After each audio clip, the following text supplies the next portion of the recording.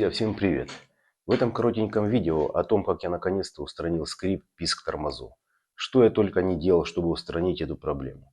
Первое, что я сделал, это поменял все колодки. Проблема ушла примерно на 500 километров. Второе, я снял и проточил тормозные диски. Тоже хватило на 500, те же 700 километров.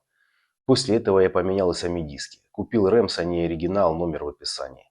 При замене покрасил диски и суппорта. Это не обязательно, но выглядит красиво. Проблема появилась спустя те же 500-700 километров. После этого я разобрал и смазал все суппорта, скобы и направляющие. Следите за тем, чтобы смазка не попала на тормозные диски и внутреннюю часть колодок. Главное, в этот раз я смазал наружную часть колодок в местах, где на колодке давят поршня и суппорта. Именно это и помогло, и проблема ушла примерно на полгода. Я думал уже все, обрадовался, тишина и покой. Даже удивился, как эта смазка между поршнями и колодками так влияет. Но тем не менее, через полгода проблема появилась, и я начал задумываться о решении этой проблемы.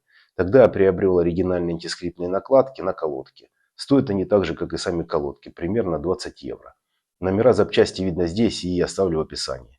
Сразу оговорюсь, эта проблема решается таким способом на любом автомобиле. В данном случае это Outlander третьего поколения.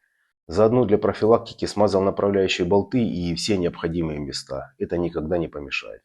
При установке пластин смазал места между колодками и пластинами. Между пластинами, поршнями и суппортами.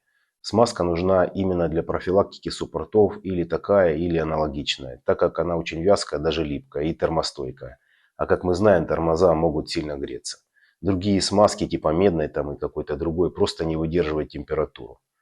На момент этого видео прошло уже 1,5 года, проехал 30 тысяч километров. Все окей. С вас лайк, подписка, с меня очередное полезное видео.